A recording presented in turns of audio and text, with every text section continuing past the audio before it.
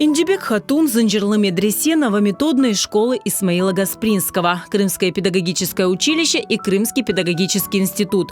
На этих фото педагоги, ученики и выпускники этих учебных заведений, а также аттестаты, свидетельства, зачетные книжки и учебные принадлежности тех лет. На выставке представлены фото из современных вузов, таких как Ташкентский государственный педагогический институт имени Низами, Крымский инженерно-педагогический университет и Крымский федеральный университет. Милья Бариева – первая выпускница факультета крымско-татарского языка и литературы Ташкентского государственного педагогического института имени Низами, который был открыт в 1968 году.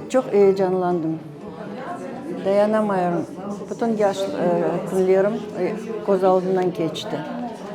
Hocalarımız, Mehmet Umarovich Umarov, altın gibi bir insan edi. Onun derslerini seve dinledik. Ondan sonra tabii ki ağır yıllar edi. Hocalar yok, kitaplar yok, bir şey yok. Ama bu hocalar bizge işte o'zini bilganini bizge yerleştirdi içimizge ve onların izniyle biz Алида bugungacha yaşaymiz.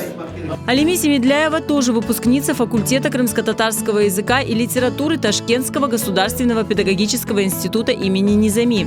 1 сентября 1993 года она стала директором первой в Крыму после возвращения крымских татар на родину крымско-татарской школы в Буюк-Онларе.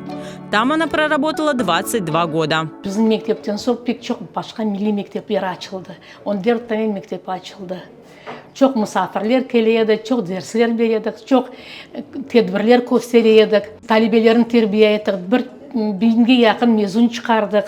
Mezunlarımız bugün Kırım boyunca hem oynayırlar, hem yırlayırlar, hem çeşitli türlü sahalarda çalışırlar. Bizim neticemiz bu, bizim mezunlar doğrusunu aytқанда. На мероприятии выступили заслуженные педагоги, выпускники, ученые-филологи, языковеды. Посетить выставку можно в Крымско-татарском музее культурно-исторического наследия.